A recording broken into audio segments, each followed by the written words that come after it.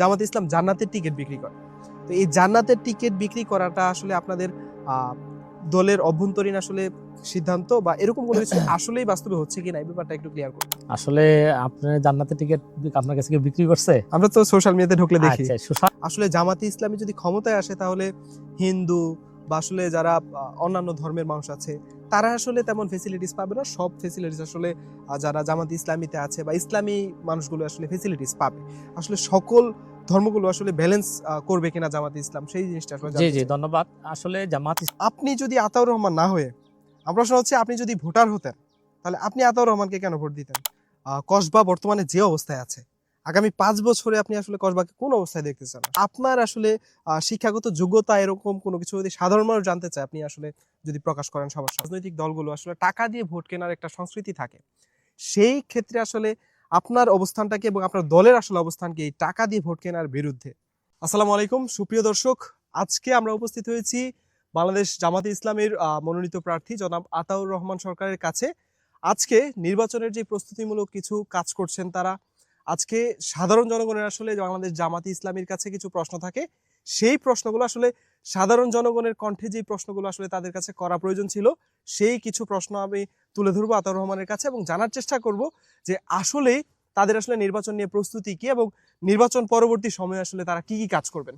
আসসালামু আলাইকুম। ওয়ালাইকুম আসসালাম। ভালো জি, আছেন আপনি? আলহামদুলিল্লাহ, কেমন আছেন? আলহামদুলিল্লাহ ভালো। আচ্ছা, আজকে আমরা আসলে জনগণের পক্ষ থেকে আপনার জন্য কিছু প্রশ্ন নিয়ে এসেছি। তো আপনার কাছে আমরা প্রশ্নগুলো রাখতে চাই। আশা করব আপনি আসলে সুন্দর করে জনগণের উদ্দেশ্যে প্রশ্নগুলোর উত্তর দিবেন।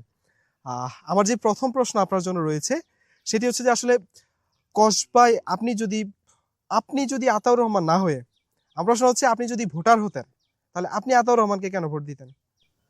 আমি যদি ভোটার হতাম, আমি আতাউর রহমান সরকারকে ভোট দিতাম দুইটা কারণে। একটা হলো যে একটা জাতি তখনই জাতির পরিবর্তন আসে যখন পরিবর্তনশীল নেতৃত্ব থাকে। দ্বিতীয়ত একটা সমাজ তখনই সুন্দর হয়, আলোকিত হয় যদি সেই রকম আলোকিত মানুষ থাকে। তো আমি যদি একজন ভোটার হতাম, আমি আতাউর রহমান সরকারকে ভোট দিতাম এই কারণে, তিনি যে দলের প্রতিনিধি সেই দলটির নাম হলো বাংলাদেশ জামাত ইসলামী। এই দলটি মূলত একটি সমৃদ্ধ বাংলাদেশ গড়ার স্বপ্ন দেখে সৎ, যোগ্য, দক্ষ, দেশপ্রেমিক এবং আল্লাহভীরু নেতৃত্ব তৈরির জন্য এই সংগঠনটি কাজ করছে। তো জামাত ইসলামী মূলত যে নেতৃত্ব তৈরি করছে সেই নেতৃত্ব মূলত এই সমাজের জন্য, মানুষের জন্য, দেশের জন্য মূলত সেখানে ভালো ফলই বয়ে আনবে, যে নেতৃত্বের মধ্যে দিয়ে দেশের মানুষ একটি মানবতাবাদী সমাজ পাবে। আর আতাউর রহমান সরকার সেই ধরনের একটি মানবতাবাদী আন্দোলনের একজন প্রতিনিধি হিসাবে তিনি সেই মানবতার জন্য, সমাজের জন্য, মানুষের জন্য কাজ করবে এবং আল্লাহ ভীরু একজন ব্যক্তি হিসাবে তিনি নিজেকে তৈরি করতে পারবে এবং সেভাবে ভূমিকা রাখতে পারবে। সে আমার আত্মবিশ্বাস থেকে, এই বিশ্বাস থেকে যে আমরা 54 বছরে যাদেরকে আমরা দিয়েছি, যে নেতৃত্বকে আমরা দায়িত্ব দিয়েছি, তার চেয়ে তিনি তরুণ, তিনি সেখানে সৎযোগ্য, দক্ষ, দেশপ্রেমিক এবং আল্লাহভীরু নেতৃত্ব বলতে আমরা যা বোঝাই সেটা তার মধ্যে আছে এবং তিনি প্রতিশ্রুতিশীল একজন নেতা এবং আচ্ছা, তিনি ইচ্ছা করলে ধরেন আমাদের আমি সমাজের সমস্যা সমাধান করতে পারবে। জি জি আচ্ছা, আপনাকে একটু মাঝখানে দিয়ে একটা জিনিস প্রশ্ন করি। ধরেন আপনি একজন কসবার সাধারণ মানুষ আর আমাদের এখানে নির্বাচন করছেন আতাউর রহমান, সেই ক্ষেত্রে আপনি সাধারণ মানুষের দৃষ্টিভঙ্গি থেকে আসলে সাধারণ মানুষ হিসাবে আপনি কেন তাকে ভোট দিতেন যদি একটু শর্ট করে বলেন? সাধারণ মানুষ হিসাবে আমি ভোট দিতাম মূলত, আমরা তো চাই মূলত শান্তি, আমরা চাই অগ্রগতি, উন্নয়ন, আমরা চাই সেখানে বৈষম্যহীন একটা সমাজ। তো বৈষম্যহীন একটি সমাজ, শান্তির জনপদ তৈরি করা এবং টেকসই উন্নয়ন করা, এই কাজটি জনাব আতাউর রহমান সরকারের নির্বাচনী প্রতিশ্রুতি যে আমরা একটি সমৃদ্ধ বাংলাদেশ চাই, আমরা একটি শান্তি, অগ্রগতি, উন্নয়নশীল একটা বাংলাদেশ চাই, আমরা একটা বৈষম্যহীন একটা সমাজ চাই। তো সেই জায়গা থেকে যিনি আমাদেরকে এই কাজটি করতে পারবেন, যার পক্ষ দিয়ে আমাদের এই সমাজটা এরকম হবে যে আমাদের উন্নয়ন হবে, অগ্রগতি হবে, আমরা শান্তিতে বসবাস করতে পারবো এবং আমাদের কাজের মধ্যে, সমাজের মধ্যে কোনো বৈষম্য থাকবে না। আর সেই কাজটি তিনি করতে পারবেন সেই জায়গা থেকে, তার প্রত্যাশার জায়গা থেকে যে হ্যাঁ ওনার পক্ষে এটা সম্ভব এবং পরিবর্তন আমরা চাই, আর পরিবর্তনটা ওনার হাত দিয়ে এই পরিবর্তনটা হবে, এটা আমরা বিশ্বাস করি। আচ্ছা, ধন্যবাদ আপনাকে। আচ্ছা, আমার যে পরবর্তী প্রশ্ন সেটি হচ্ছে যে কসবা বর্তমানে যে অবস্থায় আছে আগামী 5 বছরে আপনি আসলে কসবাকে কোন অবস্থায় দেখতে চান? আসলে আসলে আমাদের এই কসবাটা সাহিত্য, সংস্কৃতি, শিক্ষায় এবং নেতৃত্বে একটা অনন্য এলাকা কসবা এবং আখাউড়া। তা আল্লাহ রাব্বুল আলামিন এই জনপদটাকে খুব সুন্দরভাবে একটা জনপদ আমাদেরকে দিয়েছেন। কিন্তু আমরা এখন যেটা দেখছি আমাদের একটা বিধ্বস্ত বাংলাদেশে, যেটা আমরা এই বাংলাদেশের অংশ হিসেবে কসবা আখাউড়াকে আমরা এরকমই দেখছি। রাস্তাঘাটের কোনো সংস্কার নাই। এরপরে শিক্ষা ছাত্রদের জন্য সেখানে খেলাধুলার সেখানে ব্যবস্থা নাই, কোনো স্টেডিয়াম নাই, সেখানে কোনো গ্যালারি নাই। এরপরে আমাদের এখানে আমাদের এই কসবাতে মূলত সালদা গ্যাস ফিল্ড, অথচ আমাদের এই গ্যাস আমাদের এলাকার জনপদের মানুষরা সেখানে এটা সেখানে ব্যবহার করতে পারছে না। এরপরে আমাদের এখানে টেকসই উন্নয়ন যেভাবে হওয়ার কথা ছিল সেই টেকসই উন্নয়ন হচ্ছে না। আমাদের এই জনপদের মধ্যে পুরা জনপদটাই বলা যায় যে এখানে মাদকের কারণে আমাদের তরুণ সমাজ একবার ধ্বংস হয়ে যাচ্ছে। স্বাভাবিকভাবে আমরা যদি একটা মানবতাবাদী একটা সমাজ চাই, আমরা যদি আমাদের উন্নয়ন চাই, অগ্রগতি চাই, এখন যে পরিস্থিতি আছে এটা দিয়ে আমাদের আসলে অগ্রগতি উন্নয়ন হবে না। আমাদের শিক্ষার ক্ষেত্রেও যদি আমরা দেখব, সেখানে শিক্ষা প্রতিষ্ঠানগুলো যেভাবে ভালো একটা শিক্ষা প্রতিষ্ঠান গড়ে ওঠা, শিক্ষা প্রতিষ্ঠানের শিক্ষকদেরকে সেখানে প্রশিক্ষণের মধ্য দিয়ে সেখানে যোগ্য শিক্ষক হিসেবে গড়ে তোলা, কোনো মানে সেখানে ব্যবস্থা আমাদের নাই। হাসপাতালগুলো, 2টা হাসপাতাল আছে আমাদের কসবা আখাউড়াতে, 2টা হাসপাতালের 2টা হাসপাতালই বলা যায়, আমি বলবো যে এখানে চিকিৎসা সেবা যেভাবে মানুষকে দেওয়ার কথা মতন সেখানে তাদের ব্যবস্থা সেটা নাই। এখানে বেড খুবই স্বল্প বেড, সেখানে অ্যাম্বুলেন্স ব্যবস্থা ভালো ব্যবস্থা নাই, মানে চিকিৎসকও সংখ্যা কম। সবকিছু মিলিয়ে মূলত এখন যে পর্যায়ে আছে এই পর্যায় থেকে একটা ভালো আমরা 10 বছর পরে, 5 বছর পরে আমরা এমন একটা অবস্থা এই কসবা আখাউড়াকে আমরা দেখতে চাই যে এখানে ছাত্রছাত্রীরা সেখানে লেখাপড়া করার সাথে সাথে সেখানে শিক্ষার যে সহ পাঠ্যক্রম যে কার্যক্রমগুলো আছে, সাহিত্য সাংস্কৃতিক যে কার্যক্রম সেগুলো তারা অংশগ্রহণ করবে। এবং এখানে কসবা আখাউড়ার সেখানে 2 এলাকায় 2টা সেখানে বড় ধরনের স্টেডিয়াম থাকবে, গ্যালারি থাকবে, ছাত্রছাত্রীরা সেখানে লেখাপড়ার পাশাপাশি সেখানে খেলাধুলার সাথে তারা সম্পৃক্ত হতে পারবে। এরপর আমাদের এখানে ভালো কোনো অডিটোরিয়ামও নাই। আমরা এখানে সাহিত্য সাংস্কৃতিক কার্যক্রম পরিচালনা করার জন্য, ধর্মীয় কার্যক্রম পরিচালনা করার জন্য সেখানে যে এই ব্যাপারে আমার একটা প্রশ্ন আছে আপনার সেটা কাছে। আমরা আমাদের নাই। এবং আমরা 5 বছর পরে সেটা দেখতে চাই যে এখানে এমন একটা অবস্থা তৈরি হবে যেখানে এই সবগুলো জিনিস সেখানে উপস্থিত। এরপর রাস্তাঘাট এমন এখন যেটা হচ্ছে, রাস্তা গতকালকেও আমি গিয়েছিলাম বিনাউটিতে, সেখানে রাস্তাটা মাত্র করেছে রাতের বেলা, সকালবেলায় দেখা গেল যেটা ভেঙে গেছে। তো এটা নিয়ে গতকালকে একজনকে দেখলাম, এক সাংবাদিক সেখানে নিউজও করেছে। তো আমরা এরকম আসলে উন্নয়ন চাই না যে উন্নয়ন মানে 1 কোটি টাকা বরাদ্দ হবে, 70 লক্ষ টাকা সেখানে মেরে দেবে আর 30 লাখ টাকা শুধু কাজ হবে, এরকম না। আমরা কসবাকে 5 বছর পরে এমন কসবা আখাউড়াকে দেখতে চাই যেখানে সরকারি বরাদ্দ যতটুকু আসবে ততটুকুই সেখানে জনগণের জন্য, মানুষের জন্য সেখানে এটা ব্যয় করা হবে। আচ্ছা, এবং এখানে রাজনীতিতেও একটা গুণগত পরিবর্তন আসবে। সব পারস্পরিক শ্রদ্ধাবোধ, সম্মান, মর্যাদা, সহনশীলতা এর মধ্য দিয়ে মূলত রাজনৈতিক মানে পরিস্থিতিটা সুন্দর হবে। এবং দখলবাজি যেটা আছে সেটা বন্ধ হয়ে যাবে, চাঁদাবাজি যেটা আছে সেটা বন্ধ হয়ে যাবে। এবং আমরা সবচেয়ে বড় সমস্যা তরুণদের জন্য, যুবকদের জন্য সেখানে মাদকের সমস্যা।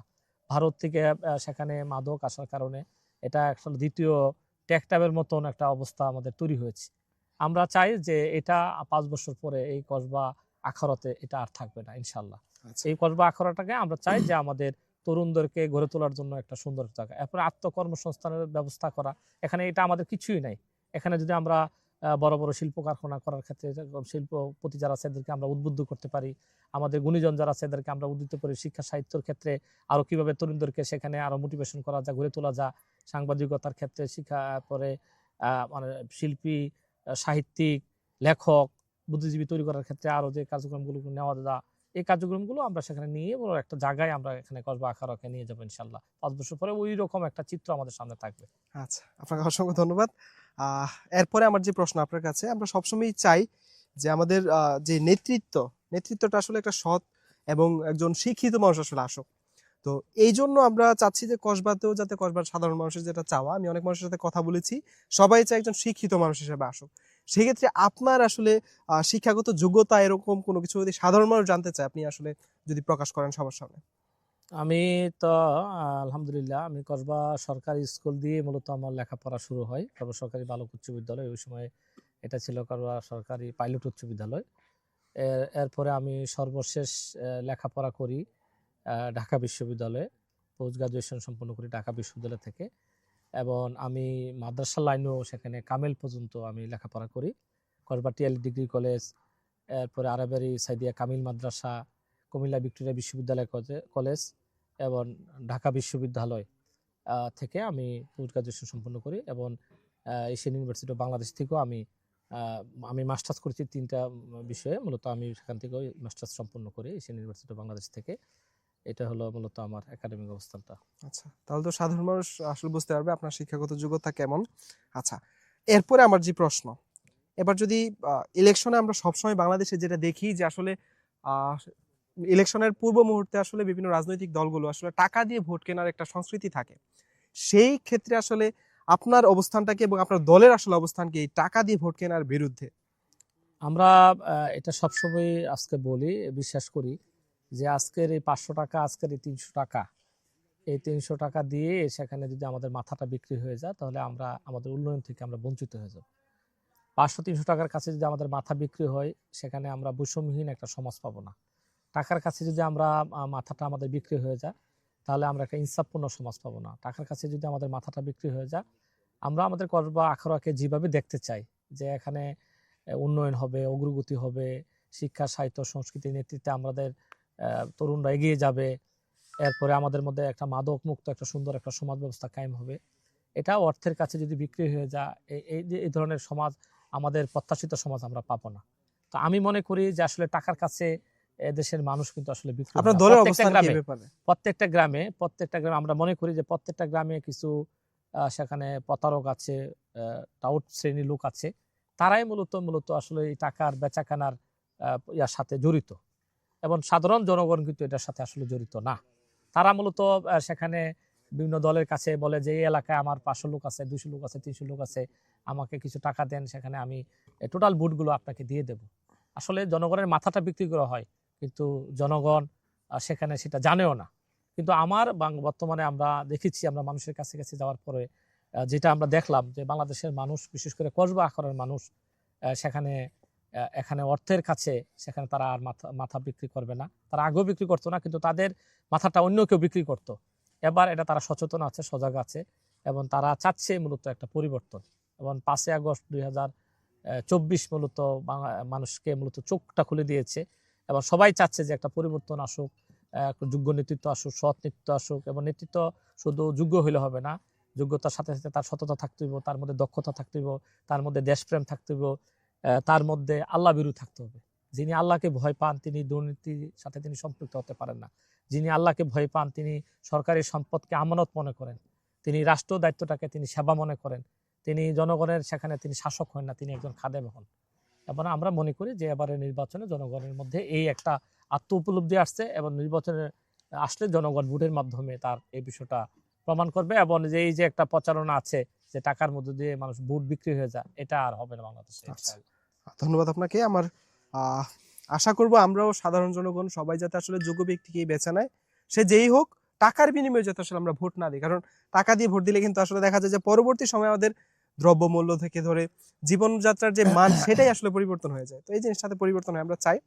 এরপরে আপনার কাছে যে প্রশ্ন সেটি হচ্ছে যে আসলে বাংলাদেশে একটা খারাপ কালচার সৃষ্টি হয়েছে বা আগে থেকেই ছিল, সেটা হচ্ছে চাঁদাবাজি হয় বাংলাদেশে অনেক বেশি। তো আসলে চাঁদাবাজি বন্ধে আপনার দল যদি ক্ষমতায় আসে, অনেক কিছু আছে, কসবাতেও আছে এমন অনেক কিছু যেগুলাতে আসলে নিয়মিত এরকম হয়, আসলে চাঁদাবাজি হয় অনেক জায়গায়। তো যদি এমন কোনো জায়গাগুলোতে আসলে আপনাদের পদক্ষেপ কি হবে যদি আপনারা নির্বাচিত হন? আল্লাহ রাব্বুল আলামিন যদি ফায়সালা করেন এবং জনগণ যদি আমাকে নির্বাচিত করেন, তাহলে আমরা আমাদের যে মূল প্রথম ফোকাস থাকবে, আমরা 4টা জিনিস আমরা ফোকাস করব। প্রথমত আমরা মানুষের অভাবগুলো কি কি আছে, এই অভাবগুলো আমরা নির্ণয় করার চেষ্টা করব। এটার জন্য আমরা বলেছি যে আমরা প্রত্যেকটা গ্রামে গ্রামে গ্রাম থেকে একজন করে প্রতিনিধি নিয়োগ করব, যিনি ইমাম সাহেব হবেন, অথবা শিক্ষক হবেন, অথবা ওই সমাজের সবচেয়ে ভালো একজন প্রবীণ ব্যক্তি হবেন, তাকে আমরা নিয়োগ করব। তার মাধ্যমে সার্ভে করে আমরা কোন এলাকায় কি সমস্যা, এগুলো আগে চিহ্নিত করব। এরপরে আমরা এই সমস্যা সমাধান করার জন্য আমরা ভূমিকা রাখার চেষ্টা করব। দ্বিতীয়ত আমরা যে কাজটা করব, আমরা আমরা আমাদের জবাবদিহিতা নিশ্চিত করার জন্য মূলত আমরা 6 মাস পর পর সরকারি যে বরাদ্দগুলো আসবে, এই বরাদ্দগুলো মূলত যত টাকা বরাদ্দ আসবে, সেই বরাদ্দগুলো আমরা জনগণের সামনে পেশ করব, এবং আমাদের কাজের কি কাজ, আমরা উন্নয়নের পরিকল্পনা আমরা নিয়েছি, আমাদের উন্নয়ন ভাবনাগুলো কি আছে, এগুলো আমরা জনগণের সামনে পেশ করব। এবং ওই যে প্রত্যেকটা গ্রাম থেকে একজন প্রতিনিধি, তার সাথে আলোচনা করে কোন এলাকার কি সমস্যা, সেই সমস্যা অনুযায়ী মূলত আমরা সমাধানের জন্য আমরা পরিকল্পনা গ্রহণ করব। আমাদের এখন চাঁদাবাজিটা এখানে একটা বড় সমস্যা আমাদের দেশের জন্য, এখানে কেউ ব্যবসা করতে গেলে তাকে চাঁদা দিতে হয়, কেউ নতুন একটা বাড়ি করতে যাচ্ছে তাকে চাঁদা দিতে হয়, একটা জায়গা কিনতে যাচ্ছে তাকে চাঁদা দিতে হয়। এবং সিন্ডিকেটের কবলে পড়ে গেছে কসবা সদরটা, আখাউড়া, কসবা সদর আখাউড়া এই সেম অবস্থা। এই অবস্থাতে আমরা প্রথমে এই জিনিসটা আসলে বন্ধ করা তখনই সম্ভব যদি জনগণ যদি সচেতন হয়, সজাগ হয়, প্রশাসন যদি দায়িত্বশীল হয়। আমরা প্রথমে মূলত প্রশাসনকে মূলত এই বিষয়গুলো নিয়ে আমরা সেখানে তাদের কাছে সহযোগিতা চাইব এবং আমরা জনগণকে নিয়ে মত বিনিময় করব, সকলকে নিয়ে আমি কি করতে চাচ্ছি এই কসবা নিয়ে, আমার ভাবনাটা কি, আমার পরিকল্পনা কি, এবং তাদের কাছে আমি সহযোগিতা চাইবো যে আমি কসবাটাকে এই অবস্থা এখন পেয়েছি, আপনারা দেখছেন যে কসবাটা কি অবস্থা এখন আছে, তাহলে আমরা কসবাকে যদি এই অবস্থা নিয়ে যেতে চাই, এই ভালো অবস্থা নিয়ে যেতে চাই, তাহলে এই ক্ষেত্রে আপনারা আমাদেরকে একটু সহযোগিতা করেন। তো আমরা সেখানে চাঁদাবাজির ক্ষেত্রে আমরা নজর দেব এবং এখানে টেন্ডারবাজি যেগুলো হয় টেন্ডারবাজিটা আমরা ক্ষেত্রে আমরা নজর দেব। আমরা এরপরে তরুণদের যুবকদেরকে ধ্বংস করার জন্য যে মাদকের সৈলাবটা হয়ে যাচ্ছে এই কসবা আখাউড়াতে, আমরা এটার দিকে আমরা নজর দেবো, এটা কিভাবে বন্ধ করা যায়। এরপরে আমরা টেকসই উন্নয়ন কিভাবে করা যায়, যে আমরা এমন উন্নয়ন করবো না যে রাত্রিবেলা করছে সকালবেলা এটা ভেঙে গেছে। আমরা সেখানে রোডের পরিবর্তে ভার দেওয়ার যে কালচারটা তৈরি হয়েছে, যে দুর্নীতির যে একটা বাতাবরণ তৈরি হয়েছে, এটা আমরা যে কোনোভাবে আমরা বন্ধ করব। তৃতীয়ত আমাদের যে ফোকাসটা থাকবে দুর্নীতিটা বন্ধ করা। মানুষের যদি অভাব দূর হয়ে যায়, মানুষের তার চাহিদা যদি ফিল আপ হয়, এরপরে যদি তার স্বভাবের কারণে যদি কারো সমস্যা হয়, আমরা এই সমস্যাটা সমাধান করার চেষ্টা করবো। আমরা জাতীয়ভাবে আমরা শিক্ষা ব্যবস্থার দিকে আমরা হাত দেবো। শিক্ষা ব্যবস্থার পরিবর্তে শিক্ষাই মূলত তো মানুষ তৈরি করে, আলোকিত মানুষ তৈরি করে, ভালো মানুষ তৈরি করে, দেশপ্রেমী মানুষ তৈরি করে। আমরা আমাদের শিক্ষা ব্যবস্থাটা আসলে দুঃখজনক সত্য যে ব্রিটিশ আমল থেকে এই পর্যন্ত আমাদের শিক্ষা ব্যবস্থা যেভাবে গড়ে ওঠার কথা ছিল, যে শিক্ষা ব্যবস্থা মানবিক হওয়ার কথা ছিল, যে শিক্ষা ব্যবস্থার মাধ্যমে মানুষ মায়া, মমতা, ভালোবাসা তার মধ্যে তৈরি হওয়ার কথা ছিল, দেশপ্রেমিক হওয়ার কথা ছিল, দক্ষ হওয়ার কথা ছিল, আমাদের শিক্ষা ব্যবস্থা সেই ধরনের মানুষ তৈরি করতে পুরাপুরি ব্যর্থ। বরঞ্চ আমাদের শিক্ষা ব্যবস্থা মূলত বিভেদ বিভক্তিটা উস্কে দেয়। আমাদের শিক্ষা ব্যবস্থা সেখানে ঐক্যের পরিবর্তে বিভেদটাকে মূলত আমাদেরকে সামনে নিয়ে আসে। আমরা শিক্ষা ব্যবস্থা পরিবর্তনের মধ্য দিয়ে মানুষের আকাঙ্ক্ষা, এদেশের মানুষের কৃষ্টি কালচার, এদেশের মানুষের ভাবনা চিন্তা চেতনা, 90% মুসলিম অধ্যুষিত, 95% মুসলিম অধ্যুষিত রাষ্ট্রের তাদের ভাবনা, যারা অমুসলিম যারা আছে তাদের ভাবনা, সব কিছুকে আমরা একসাথে করে একটা সেখানে আধুনিক যুগোপযোগী এবং নৈতিকতা সম্পন্ন একটা শিক্ষা ব্যবস্থা তৈরি করব। এর মধ্য দিয়ে যে লোকগুলো তৈরি হবে, এই লোকগুলো কখনো দুর্নীতিবাজ হবে না, এই লোকগুলো কখনো মাদকের সাথে সম্পৃক্ত হবে না, এই লোকগুলো সরকারের দায়িত্ব যখন নিষ্ঠার সাথে দায়িত্বশীলতা পালন করার চেষ্টা করবে। যারা প্রশাসক হবে, যারা এমপি হবে, মন্ত্রী হবে, উপজেলা চেয়ারম্যান হবে, তারা শাসক না হয়ে তারা খাদেম হবে, সেবক হবে। আচ্ছা, ইনশাল্লাহ আমরা এই কাজগুলি করবো ইনশাল্লাহ।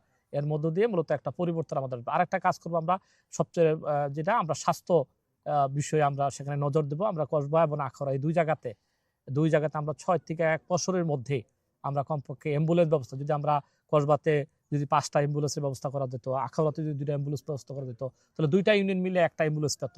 এবং ডাক্তারের বেশি ব্যবস্থা করা, বেডের একটু ব্যবস্থা করা, এখানে চিকিৎসা সেবাটা নিশ্চিত করা, চিকিৎসক যারা আছে তারা নিয়মিত তাদের দায়িত্ব পালন করতে পারে, এক্ষেত্রে মনিটরিং করা, এই কাজটা আমরা করবো। এবং প্রশাসনের সাথে আমরা একটা জিনিস করব, প্রশাসনকে আমরা রাজনৈতিক হস্তক্ষেপ আমরা করব না, প্রশাসনকে তাদের দায়িত্ব পালন করার জন্য আমরা তাদেরকে সহযোগিতা করব। আবার প্রশাসন যাতে দুর্নীতি জড়িত না হতে পারে, এক্ষেত্রেও মূলত আমরা সেখানে অতন্দ্র প্রহরীর আমরা ভূমিকা রাখবো, তাদেরকে সহযোগিতা করব। আবার তারা যদি কোনো ভুল করে সেটা ভুলটা আমরা ধরে দেওয়ার চেষ্টা করব এবং জনগণের মতামত নিয়ে আমরা দায়িত্ব পালন করার চেষ্টা করব। ধন্যবাদ আপনাকে। বিস্তারিত আসলে জেনে গেলাম যে চাঁদাবাজির বিরুদ্ধে আসলে আপনারা কাজ করবেন। তো আরেকটা প্রশ্ন, আমি জানি না আপনাদের কাছে কেমন লাগবে প্রশ্নটা, সেটি হচ্ছে যে আমরা সোশ্যাল মিডিয়াতে ঢুকলে বা টেলিভিশনে সবকিছুতেই আসলে একটা অভিযোগ জামাতে ইসলামের বিরুদ্ধে দেখি, সেটি হচ্ছে যে জামাতে ইসলাম জান্নাতের টিকিট বিক্রি করে। তো এই জান্নাতের টিকিট বিক্রি করাটা আসলে আপনাদের দলের অভ্যন্তরীণ আসলে সিদ্ধান্ত বা এরকম কোনো কিছু আসলেই বাস্তবে হচ্ছে কিনা, এই ব্যাপারটা একটু ক্লিয়ার করবেন। আসলে আপনার জান্নাতের টিকিট আপনার কাছে কেউ বিক্রি করছে? আমরা তো সোশ্যাল মিডিয়াতে ঢুকলে দেখি। আচ্ছা, সোশ্যাল মিডিয়াতে আসলে যারা লেখালেখি করছে, এটা আমাদের রাজনৈতিক প্রতিপক্ষরা আমাদেরকে আসলে আদর্শিকভাবে মোকাবেলা করতে ব্যর্থ হয়ে আমরা পরিবর্তনের যে আহ্বান জানিয়েছি, আমরা দুর্নীতি বিরোধী যে আহ্বান জানিয়েছি, যে আমরা দুর্নীতিমুক্ত একটা বাংলাদেশ চাই, আমরা একটা নতুন বাংলাদেশ চাই, তারা আমাদের এই বিষয়টা আদর্শিকভাবে মোকাবেলা করতে না পেরে মূলত তারা এই প্রোপাগান্ডাটা তারা বেছে নিয়েছে। জামাত ইসলামী কোনো সময় ধর্ম নিয়ে রাজনীতি করে না।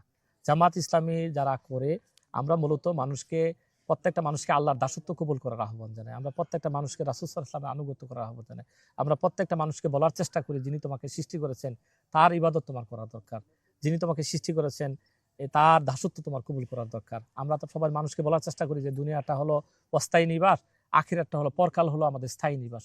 এই স্থায়ী নিবাসের জন্য তোমার কাজ করা দরকার।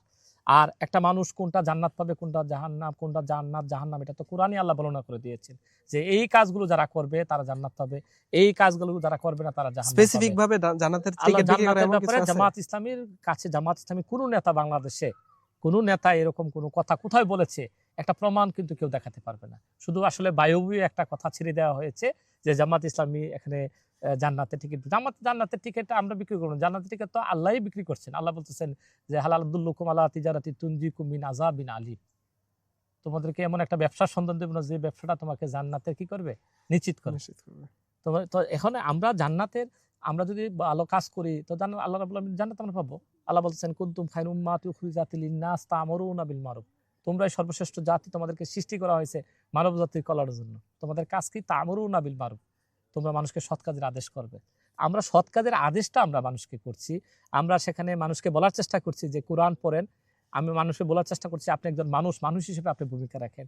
আমরা মানুষকে বলার চেষ্টা করছি আপনি সৃষ্টির সেরা জীব, আশরাফুল মাখলুকাত, আল্লাহ আপনাকে বিবেক দিয়েছেন, বুদ্ধি দিয়েছেন, ভালো মন্দ জাস্টিফাই করার আপনার ক্ষমতা দিয়েছেন। আপনি যাই কিছু করবেন বিবেক দিয়ে চিন্তা করে আপনি এই কাজটা করবেন। আপনার আচার আচরণ, চলাফেরা, উঠা বসা যাতে মানুষের মতন হয়। আমরা মানুষকে বলার চেষ্টা করছি আপনি যে ধর্মের অনুসারী, এই ধর্মের আপনার বাবার ঘরে জন্মগ্রহণ, মুসলিম বাবার ঘরে জন্মগ্রহণ করেছেন বলে আপনি মুসলিম নয়। আপনাকে ব্যক্তিগত জীবনে মুসলিম হতে হবে, আপনাকে ব্যক্তিগত জীবনে ইসলাম পালন করতে হবে। আর ব্যক্তিগত জীবনে যারা ইসলাম পালন করবে তারাই মুসলিম। আর মুসলিম হিসাবে যদি তিনি যথাযথ তার ভূমিকা পালন করবেন, যদি পালন করে, তাহলে তিনি আল্লাহ রাব্বুল আলামিন তাকে জান্নাত দান করবেন। এটা তো আল্লাহর ওয়াদা। আচ্ছা। আমরা আল্লাহর ওয়াদাটাই মানুষকে স্মরণ করে দিই, হ্যাঁ। কিন্তু আমরা জান্নাত বিক্রি যে কথাটা বলছে, এটা যারা বলছে, এটা আমাদের ব্যাপারে একটা প্রপাগান্ডা। আমাদেরকে আদর্শিকভাবে, রাজনৈতিকভাবে, আমাদেরকে চিন্তার ক্ষেত্রে তারা আমাদেরকে মানে মোকাবেলা করতে না পেরে মূলত এই নেগেটিভটা মূলত দাঁড় করানোর চেষ্টা করছে। আচ্ছা। এটা নিন্দনীয়। ধন্যবাদ আপনাকে এই ব্যাপারটা ক্লিয়ার করার জন্য।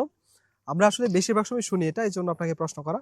আচ্ছা, এরপর আরেকটা আসলে সাধারণ মানুষ বা সোশ্যাল মিডিয়াতে আসলে দেখা যায় বেশি যে আসলে জামাতে ইসলামী যদি ক্ষমতায় আসে তাহলে হিন্দু বা আসলে যারা অন্যান্য ধর্মের মানুষ আছে তারা আসলে তেমন ফেসিলিটিস পাবে না, সব ফেসিলিটিস আসলে যারা জামাতে ইসলামীতে আছে বা ইসলামী মানুষগুলো আসলে ফেসিলিটিস পাবে। আসলে সকল ধর্মগুলো আসলে ব্যালেন্স করবে কিনা জামাতে ইসলাম, সেই জিনিসটা আসলে জি জানতে জি চাই। ধন্যবাদ। আসলে জামাত ইসলামী তো একটা ইনসাফপূর্ণ সমাজ কায়েম করবে। ইনসাফ মানে হলো যার যার অধিকার তাকে বুঝিয়ে দেওয়া। ইনসাফ মানে হলো যিনি মুসলিম তাকে মুসলিম, তার ইবাদত বন্দিগি, তার ধর্ম পালনে তাকে সহযোগিতা করা। যিনি হিন্দু তার ধর্ম পালনে তাকে সহযোগিতা করা। যিনি বৌদ্ধ খ্রিস্টান তার ধর্ম পালনে তাকে সহযোগিতা করা।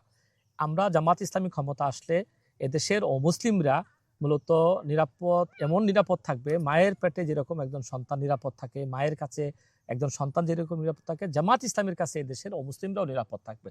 অমুসলিমদেরকে আমরা কোনো সময় সংখ্যা লঘু, সংখ্যা গুরু দিয়ে আমরা তাদেরকে আলাদা করতে চাই না। জামাত ইসলামী মূলত মনে করে যে অমুসলিমরা এদেশেরই নাগরিক, এ দেশ গড়ার কাজে হিন্দু, বুদ্ধ, খ্রিস্টান, মুসলিম সবাইকে নিয়ে মূলত আমাদেরকে দেশ গড়তে হবে। আমরা একটা ইনক্লুসিভ একটা দেশ আমরা সেখানে কায়েম করতে চাই। আমরা একটা কল্যাণমূলক আমরা রাষ্ট্র কায়েম করতে চাই।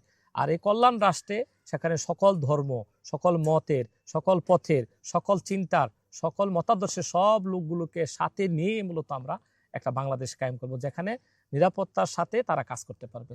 এবং জামাত ইসলামীর ইতিহাসে কেউ বলতে পারবে না যে অমুসলিমরা জামাত ইসলামীর কোনো নেতা কর্মীর কাছে আঘাতপ্রাপ্ত হয়েছে, জামাত ইসলামীর কোনো নেতা কর্মী অমুসলিমদের কোনো সম্পত্তি দখল করেছে, জামাত ইসলামীর কোনো নেতা কর্মী অমুসলিমদেরকে সেখানে বাঁকা চোখে দেখে কেউ দেখাতে পারবে না। একজন ধর্মবিরু আরেকজন ধর্মবিরুকে সে ভালোই বাসে, তাকে তাকে তাকে কোনো নেগেটিভ তার আচরণ তার সাথে করে না। জামাত ইসলামী যেহেতু ইসলামী আদর্শ বিশ্বাস করে, জামাত ইসলামী যেহেতু একটা ইনসাফপূর্ণ সমাজ কায়েমের কথা বলে, আমরা যদি রাষ্ট্রের দায়িত্ব পাই, জনগণ যদি আমাদেরকে দায়িত্ব দেয়, আমাদের দেশের অমুসলিম যারা আছে, অমুসলিম ভাই বোনেরা যারা আছে, তারা নিরাপত্তার সাথে তারা সব কিছু করতে পারবে। তারা ব্যবসা করতে পারবে, তারা বাণিজ্য করতে পারবে, চাকরি বাকরি ব্যবসা করতে পারবে।